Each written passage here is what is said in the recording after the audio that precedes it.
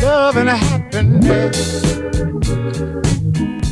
Sophie and I are here at the Green Mountain Girls Farm for our first artist in residency, also their first artist in residency. Overall, I feel like there's just felt like a nice synchronicity, that the farm has something to offer these guys, and we're just thrilled to host.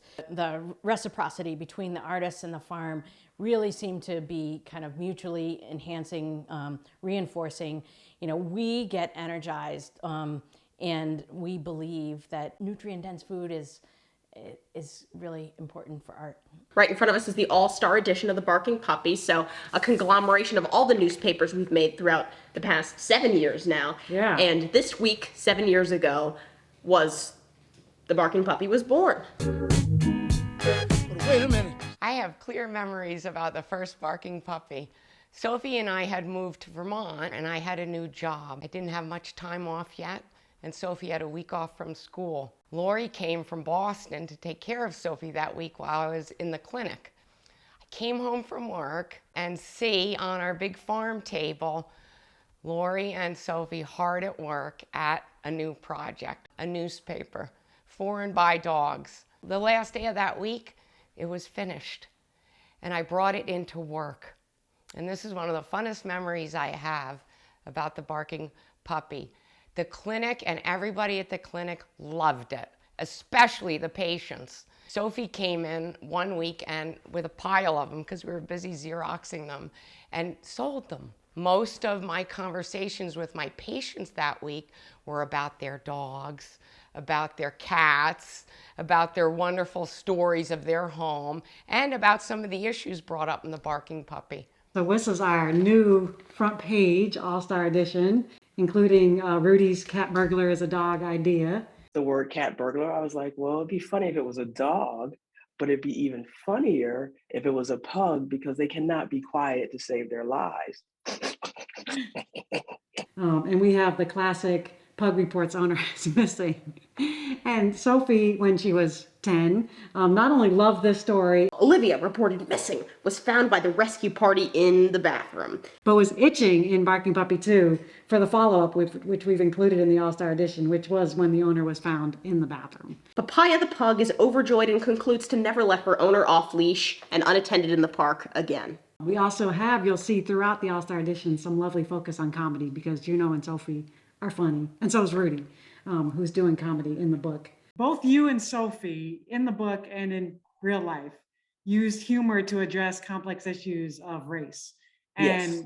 so I'm curious, like, if you can talk a little bit about your own style and how you came to it. I mean, humor is for, I say we consider ourselves great Americans because marginalized people that can use humor, one, we keep their stress away from us, but also it keeps us from wreaking havoc on them. Because under every great comic is a welterweight boxer. People don't know that. 2016 election, Hillary Clinton and St. Bernard Sanders are bringing their heated Democratic presidential race to Vermont. There's a cleverness to the canine references. They don't feel forced. Dogs Against Donald, of course, blast Trump rally with a poop in, send supporters running for their lives. Borders Against Borders for the protest of anti-immigrant actions at the border.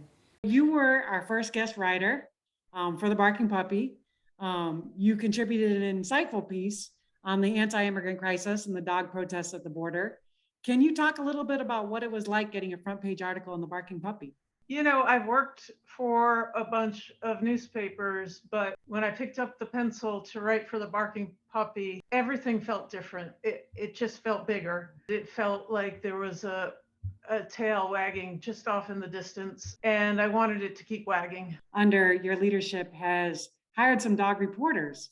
And so we'd love to hear, I know Ramona, the reporter, you had great success at the Times. If there's other dog reporters you'd like to shout out, or just how they've changed the vibe in the newsroom. Well, Ramona was really, in so many ways, a pioneer. You know, when I look back on it, it's kind of painful to see the barriers that were really there for dogs, and just the grief that Ramona took initially. I don't want to get emotional, but I felt like it was really unfair. And she didn't let it affect her work because that's not who she is. Ramona really, you know, kind of knocked down the gate and opened up the door for so many people and for so many dogs. It just feels different when you walk through a newsroom and you can hear the panting of dog reporters who really want a story. This is the Street Buffet travel guide. So, you know, dogs traveling the country on vacation can get the most out of their trips. Probably the best piece of artwork we've created for the Barking Puppy. We love our, basically our station wagon / limo of dogs enjoying the road trip. Back flap here, not only the publishing information, the Good Dog Press, but a little copyright information, and also please refrain from chewing or eating this book. This was the first time for the Barking Puppy we could give ourselves a full page for Dog on the Street. What's your favorite thing to find at the Street Buffet? I like anything under the car. It has that yummy smoky flavor. Great drawings of the authors in there and some highlights of some barbecue spots in the South, some seafood spots in Cape Cod. Barking Puppy is really service-minded, you know, in everything from advertisements to advice. I feel like the Times really hasn't fulfilled that role with the potency and the sense of mission that the Barking Puppy brings to it. So I feel like that's something that I've really tried to spread in the newsroom. We've also created a Barking Puppy board game called Street Buffet Go Puppy, which includes different foods you can find on the street and eat as a dog. So we have curly fries, chicken bones, pizza crust. We played Street Buffet Go Puppy this week. That was a lot of fun. From the game, we got our official Barking Puppy logo. Love and happiness. Time for something fun for dogs. Oh, everyone's in. Make it a deluxe doggy dessert dish. First layer, kibble. Fence build. Now we've got our cheese layer. You sprinkle like so.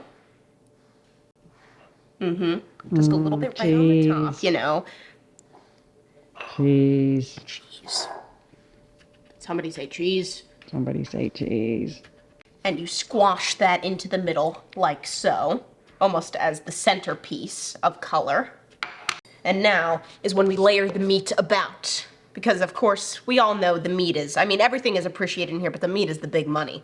So we have to disperse it to not lose the element of surprise and mystery. It's all about the color, I'm telling you. Wow. And now the final step, a nice piece of the doggy donut right up in the middle, right in the middle of the pumpkin for the ultimate presentation. What do you think? Oh, Sophie, we might have to do a cooking show next. You're right. That's the next Barking Puppy product. We just came up with it. My goodness. And this is a farm fresh deluxe dessert. This is a different type. Ooh. Love and happiness. Be good to me, and I'll be good to you. We'll be together. Yeah. To see each other